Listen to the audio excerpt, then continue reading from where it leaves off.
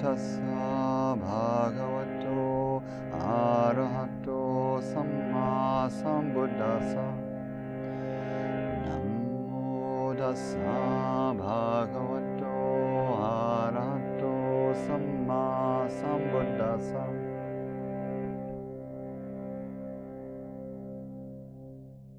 So, shortly after the Buddha was beginning his teaching career, so he becomes, he finds his awakening, he finds the deathless, he hangs out for a few months, super chilling with that, and then including, spending a week blissing out on dependent origination and other things.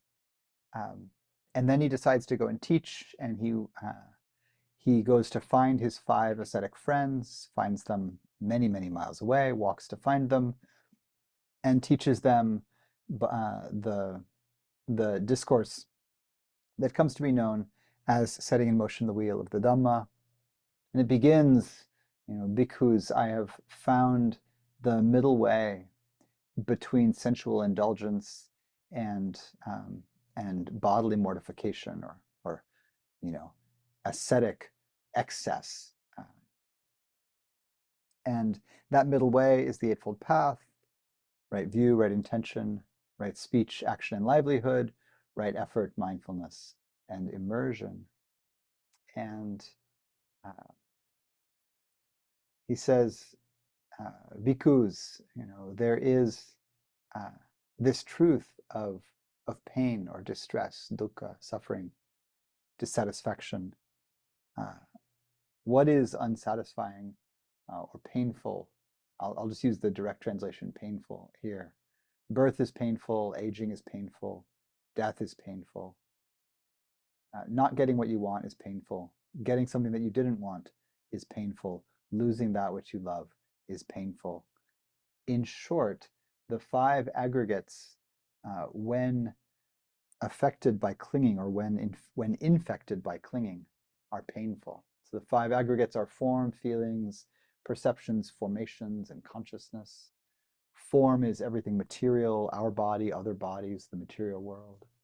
Feelings is the base affect layer of emotion, pleasant, unpleasant, and neutral. Perception is the recognition aspect of our experience, knowing what's happening. Formations is the patterns in the heart-mind, all of the structures and histories and identities and stories that drive us, that drive our choices. And consciousness is the knowing faculty that accompanies all of them. All of these, when accompanied by clinging, are painful. That's the first noble truth. He says the second noble truth is that they're painful for a reason, and that reason is grasping, right? Is that base impulse, or basic or foundational, fundamental impulse to tense up in the presence of these things, right? Both pleasant and unpleasant, and neutral even, right? The way we tense in relation to them, that's what makes them so unpleasant, so unbearable, right? So painful. He says there is a third truth, which is that it's possible to stop doing this. And the fourth truth is that stopping takes work, and the work that it takes is the Eightfold Path, is the cultivation of these qualities of the path. While the Buddha is giving this teaching, the Four Noble Truths, the Eightfold Path, the nature of grasping, one of his friends, Kondanya,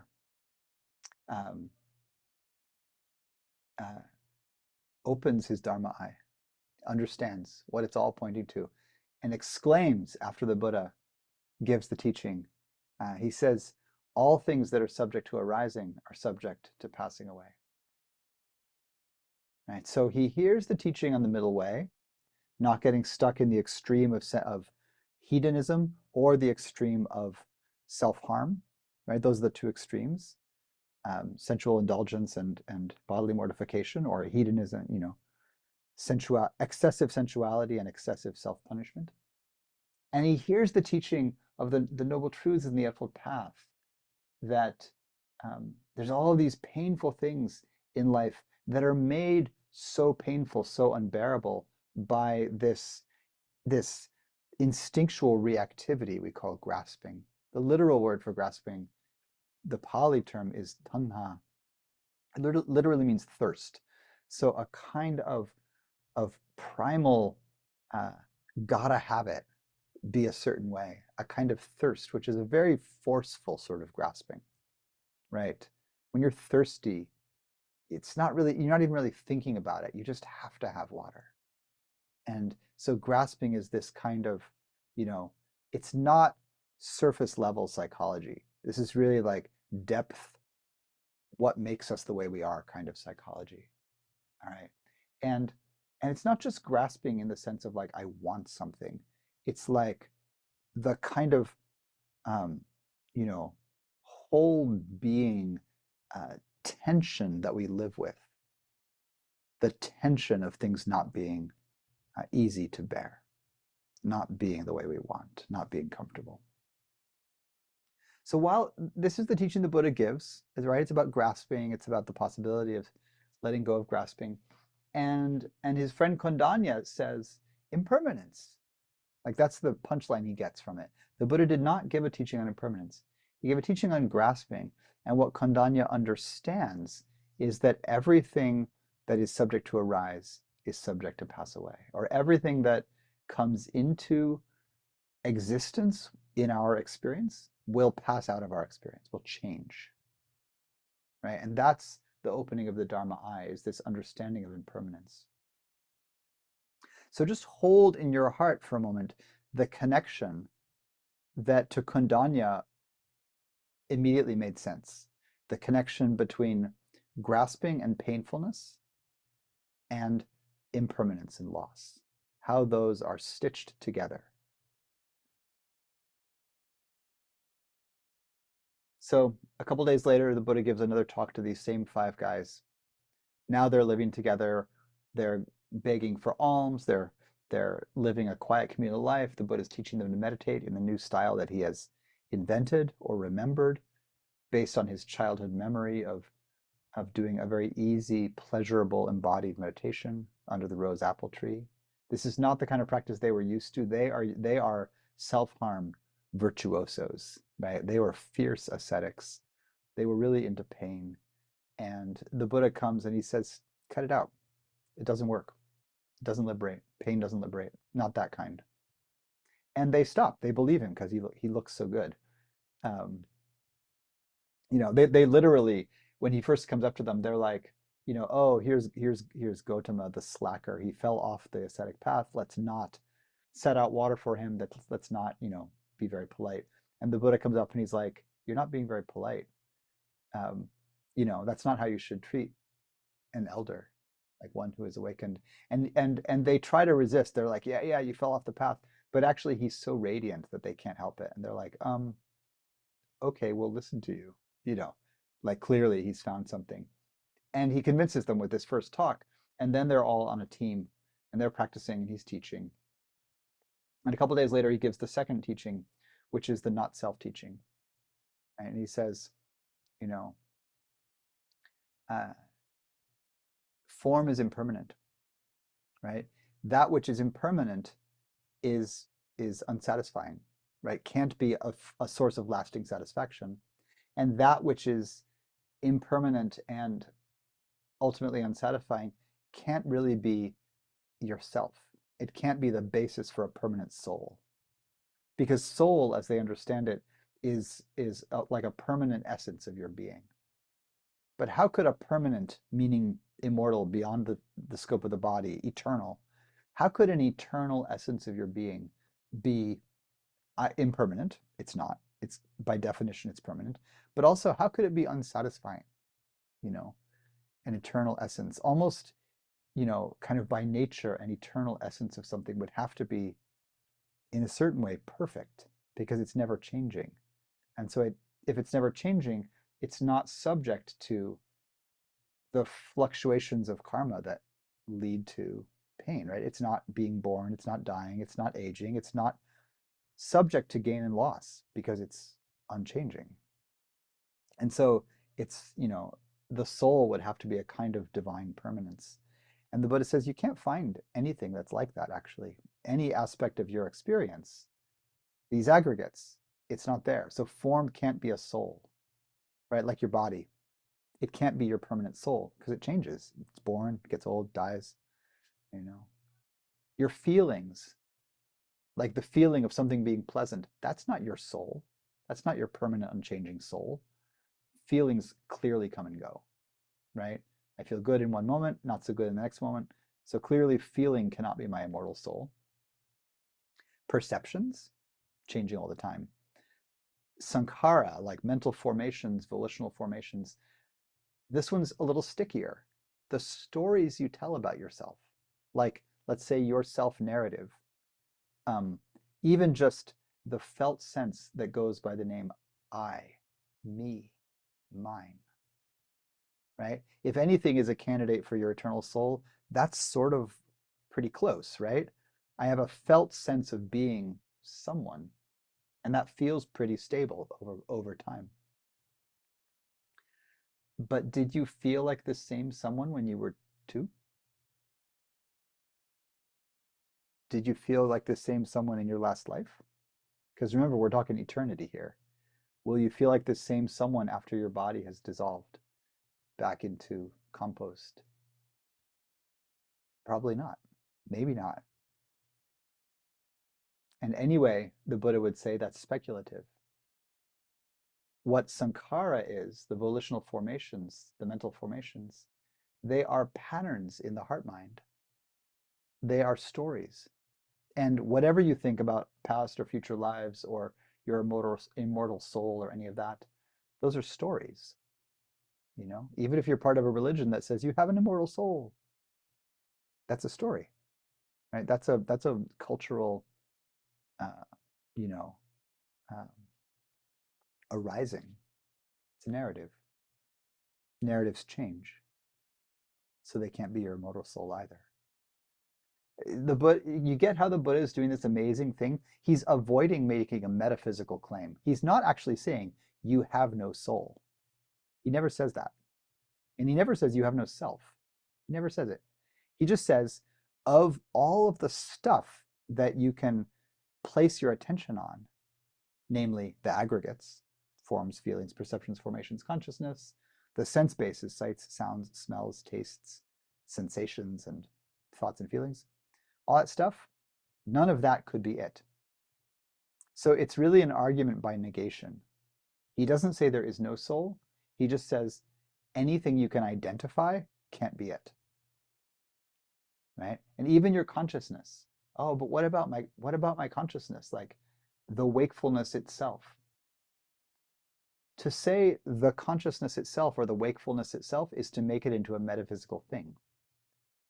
I am clearly awake in this moment, right? I'm experiencing the thing that we define as being awake, like not deeply asleep. Unless I'm dreaming right now, and how can you tell? Right? So you just set that one aside, right? Chuang Tzu begins this way. He says, last night I dreamed I was a butterfly. Now I can't tell if I was Chuang Tzu dreaming he was a butterfly, or if I'm a butterfly now dreaming that I'm Chuang Tzu. That's a good one. I stumped my kindergartner with that one at one point. We talked about it all the way to school. I was like, but no, how can you really tell? And he's like, well, I just am, right? Like at a certain point, you just have to insist, you know?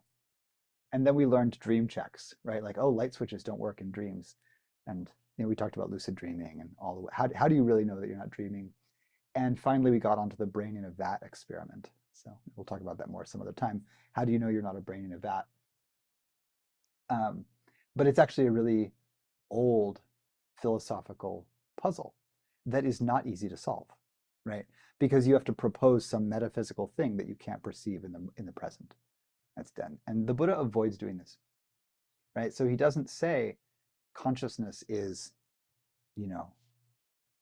consciousness can't be a candidate for the soul, because if you take consciousness purely phenomenologically, I am awake right now, all you get is the particular experience of this. And it's not necessarily cosmic or metaphysical or even divine. Those things are narratives, those are stories. All I know is I'm awake right now and I can watch the clock ticking by. And if it gets late enough tonight and I keep trying to watch the clock, at some point I forget about the clock, and then the next time I look at it, it's 7 a.m. And there was a huge gap in there where I was not conscious, right? And we're so used to this that we're like, yeah, my consciousness is, continuous. But of course, we go to sleep every night, or hopefully you do. So consciousness also, in the way that we directly experience our wakefulness, also cannot be a candidate for being an immortal soul. So that's the second discourse the Buddha gives. While he gives that discourse, the other 4 of his disciples awaken their Dharma eyes, and all 5 of them become arhants. So that liberates the lot. And then the Buddha goes looking for more followers. He's like, okay, we have to grow this club. And one of the things he does, he doesn't go to lay people like us here now to convert and to convince us to take up a difficult ascetic path in the forest. He goes first to other ascetics. So he poaches the students of other spiritual teachers, and he converts the teachers. And so the first folks that he finds are these 3 brothers called the Kassapa brothers. And they each lead ascetic groups, many hundreds of people in each group, totaling 1,000. And they're all fire worshippers. So they do a particular kind of very ancient Brahmanic Vedic kind of practice. They're worshiping the fire, the god Agni, in the fire, and they're making offerings into a sacrificial fire. They're doing this kind of practice, and the Buddha starts to court them in a way. He starts to give them talks, and he's first he convinces one of the brothers. He gives them a good talk. The brother converts, says to the other brothers, hey, this guy's really good. We should follow him. The other brothers are more resistant. The Buddha keeps working on them. It takes a while to work on them until the third brother is very resistant, this fire worshipping ascetic. And so finally the Buddha does something that he almost never does for the rest of his ministry, which is that he agrees to basically a magical duel, or a superpowered duel. And they end up going into this building, this barn, and creating fire. Right? The Buddha uses his supernormal power, his power of concentration, to create essentially a bigger, more dramatic fireball than the other guy. So they have a fire superpower battle. It's totally Marvel. And the Buddha comes out completely the victor. He's just like blasting fire everywhere. And they use fire because these are fire worshippers, and that's the element that they respect. And it's interesting that this is one of the only times the Buddha does this. And later on in his life, many times people will say, hey, you should convert a bunch of lay people by doing a superpower display. And the Buddha will often say, that's not a very good way to convert people. There are magicians who can make illusions that look like superpowers. And so it's not, it's better for them to just hear a Dharma talk and, So that's why I'm not trying to convince you by, shooting fireballs across the room. I want the power of the Dharma talk to get you. But anyway, the Buddha does this for the Kassapas, and it works. The third brother is like, okay, dude, you have more, you've got more chi than me, so I'll be your follower. So all 1,000 of their followers come over to the Buddha, and the Buddha gives them this third talk. And this talk is called, the talk is called Burning. It's conventionally called the Fire Sermon. And the Buddha says, bhikkhus, all is burning. What is burning? The eye is burning. The ear is burning. The nose is burning, the tongue is burning, the body is burning, the heart mind is burning. Burning with what? Burning with greed, hatred, and delusion. And so the Buddha is doing here a thing that he would often do and that we've talked about, which is that he takes an image that in his listeners' metaphysics is a kind of divine or mystical or metaphysical or imagistic, metaphor, and he makes it psychological, right? So fire, instead of being, the divine element, becomes the experience of burning based on these primal defilements, or ancient poisons, these essentially traumas in the collective nervous system, right? The Buddha would at times say, like, there's no beginning to greed, hatred, and delusion can be found. There's no origin point of that, right? There as anytime there is existence, there are these reactivities. It's really, you get the sense in the more cosmological stories that there's no concept, there's no idea in the Dharma about like a primordial pure state. So there's no Eden, there's no Garden of Eden that once was perfect, where there were living beings that were not subject to grasping, that were essentially enlightened, right? And then they fell from that grace, and then there was grasping. It's the other way around for the Buddha. There's always been greed, hatred, and delusion. The only experience that anyone has of not being affected by greed, hatred, and delusion is for folks who have completed the path. So you practice, you attain nibbana, or cessation, or really extinguishment of the fires, and we'll talk more about fire here. You achieve that extinguishment, and then you can live knowing what it's like to be free from these ancient symptoms, right? The deep reactivities, greed, hatred, and delusion. So they are they're beginningless. So the Buddha does a few things with fire here. Right? He takes fire away from being, this thing to worship, into saying that it's he fixes on the experience of fire burning and being painful, and what's happening when fire is burning something, right? There's a chemical elemental reaction going on, where heat, which is latent in the environment, gets concentrated and ignited in the presence of fuel. If there's no fuel, there's no fire. Right? There has to be something to burn for there to be fire. So there's always a relationship between a fuel source and the burning action that results in what we call fire. So the eye is burning. Burning with what? Burning with greed, hatred, and delusion. And so the eye as a sense organ, then, the eye perceives forms, right? And our various organs perceive all of the aggregates.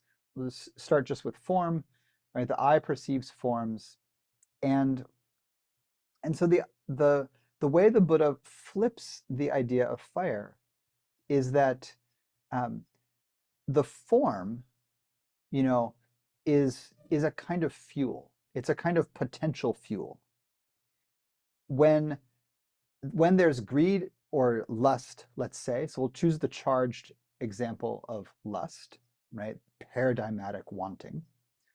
The eye sees the form of an attractive body, whatever your flavor, and a kind of heat arises, sometimes very literally, but a heat that is that wants more contact, right? So the eye coming into contact with the form, there's sensory contact, and then there's a wanting of more contact.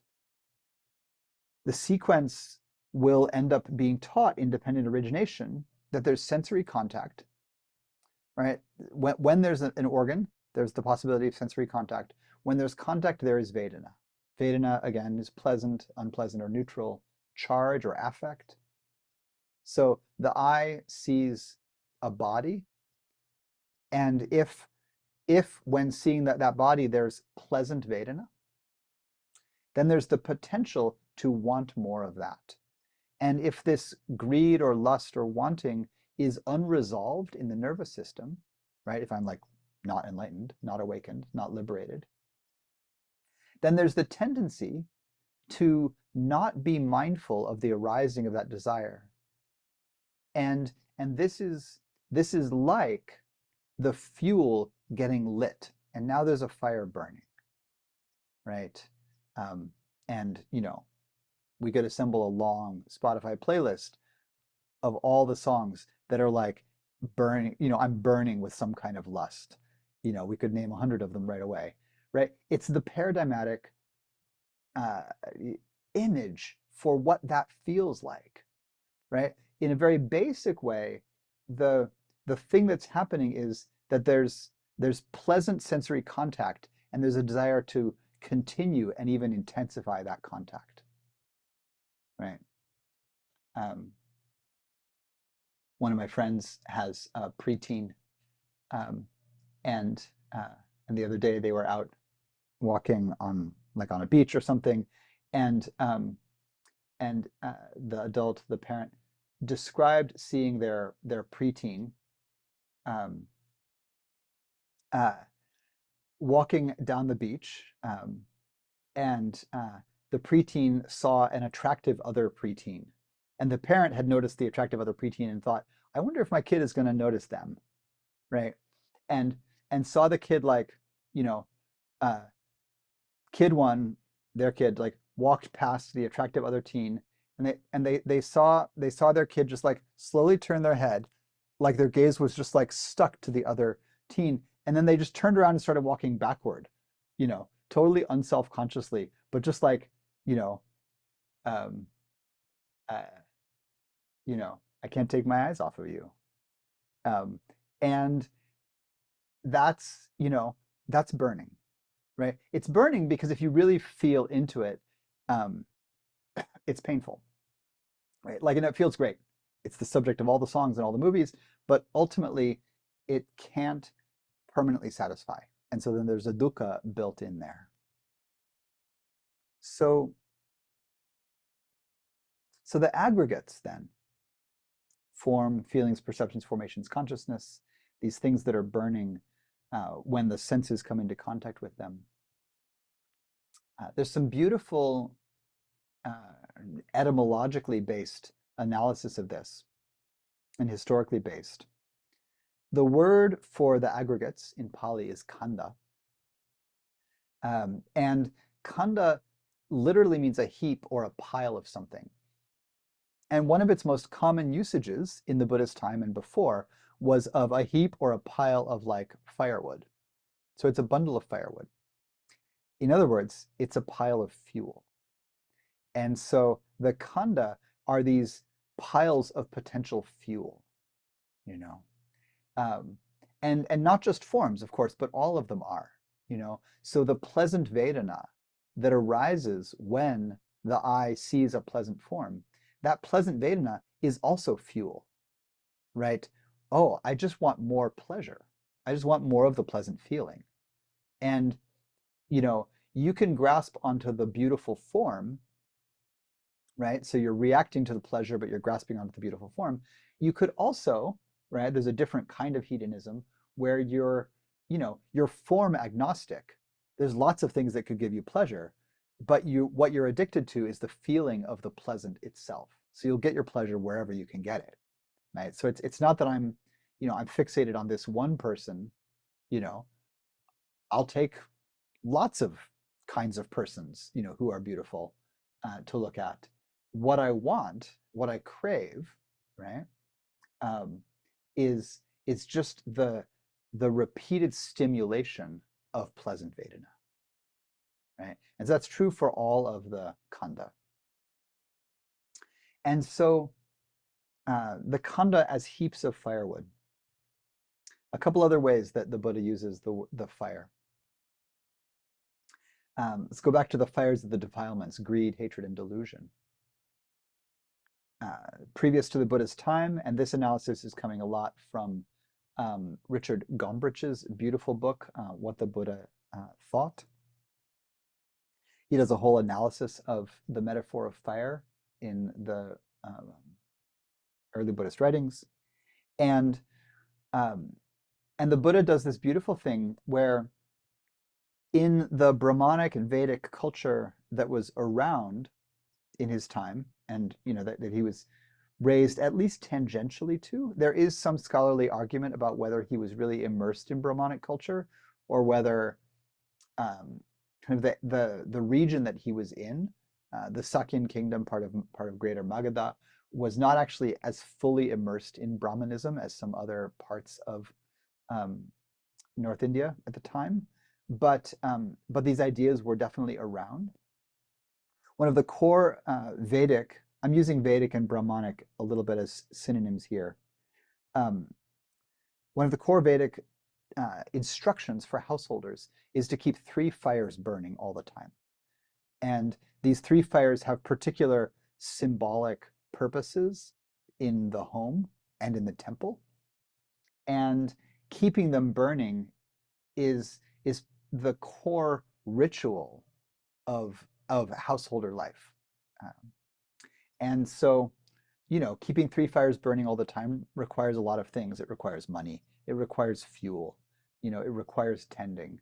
It requires, not going on vacation. Like, you have to stay with them. And I just want to read you a paragraph from Gombrich, from What the Buddha Thought. So the Brahmin householder had the duty to keep alight a set of 3 fires, which he tended daily. The Buddha took these fires to symbolize life in the world, life as a family man, as a householder. This is stated in a sutta in the Anguttara, the Numbered Discourses. The Buddha first juxtaposes the 3 sacrificial fires with the fires of passion, hatred, and delusion, or greed, hatred, and delusion. Then, with the aid of puns, and this is puns not really as humor, but this was a very standard literate device in early Pali and Sanskrit literature, which is that you rely on the double meanings of words, or on assonance, the way one word can be a homophone with another word, even though they're completely different words. With the aid of puns, he metaphorically reinterprets the fires. The Eastern fire stands for one's parents, the Western for one's household independence, and the Southern fire for holy men, renunciates and Brahmins, worthy to receive offerings. It is in this sense, he tells a fat Brahmin, in this particular discourse in the Anguttara, that a householder should tend the fires by supporting people. And so he does this because the Pali words for the 3 fires can be spun to sound like the Pali words for these 3 groups of people: one's parents in the East, one's household's independence in the West, and holy men in the South. This is similar but not the same as the directional model used in the Sigalika Sutta in the 6 directions. One's parents are the East, one's family and children are in the West, and one's tutors are in the South. In that system, renunciates and Brahmins are actually in the above direction, but the South is for those who teach you, so it's somewhat parallel in that way. But the Buddha says, okay, you tend these 3 fires not by keeping these 3 literal fires going, but by actually tending these 3 types of relationship. You take care of parents, you take care of spouse and children, and you take care of renunciates and ascetics. And then going further, you can see how if keeping these fires lit is the mark of a householder, then going forth from the household life into the monastic life, right, which involves letting the three fires go out, becomes, like metaphorically shifted or somaticized almost into what happens when you go forth, which is you practice the Dharma and you put out the fires of greed, hatred, and delusion. And having put out the fires, those fires are then extinguished. And extinguishment is the literal meaning of the word nibbana. Nibbana, which in Sanskrit is nirvana. So nibbana is the going out of the fires. So you leave home, you leave the literal fires of the householder, which get interpreted as the fires of greed, hatred, and delusion. You leave the responsibilities of caring for others in your household role, right? You leave those to the extended family, to the community, to the lay community. You go forth into the homeless life, and then you've not only left the family and the household life, but you've put out the fires, literal and psychological, spiritual, the fires of greed, hatred, and delusion, all culminating in the final extinguishment of burning, the extinguishing of greed, hatred, and delusion completely. And so there's a beautiful discourse then in the connected discourses on the aggregates, where the Buddha says that there's the aggregates and there's the aggregates affected by clinging, right? So there can be form, feeling, perceptions, formations, and consciousness. Those are just things those are like the constituent parts of our experience. There can be those things without burning them, right? Still, like in your life, you will be surrounded by potential fuel for fire. There will never not be beautiful people, Thank God, I say quietly to myself, not being liberated in that way. I like them, right? But so there will always be potential objects of burning. But if you don't light them with the heat of grasping, they don't burn you. And so the Buddha says there's these aggregates, form, feeling, perceptions, formations, and consciousness. When they are witnessed without burning, when they are witnessed without reactivity, without essentially reactive muscular tension or psychological, emotional, contraction, then they don't burn you. They're not suffering. They're not dukkha. But when affected by clinging, when affected by this habitual clench of reactivity, then they burn. And they will keep burning until you learn how to be with them in a way that doesn't give in to these ancient, beginningless symptoms that we call greed, lust, hatred, and delusion. So our task is to be present with the things of the world without lighting them on fire.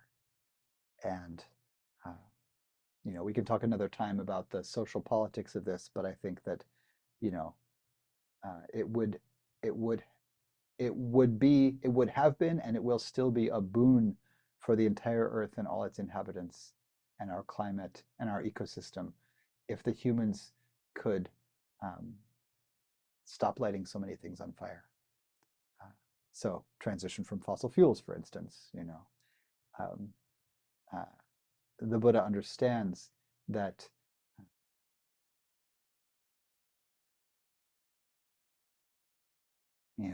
tending the world without being burned by it is a sign of wisdom and is really the way forward toward a deeper peace than we can ever find by having to constantly feed the fires that burn our senses all the time.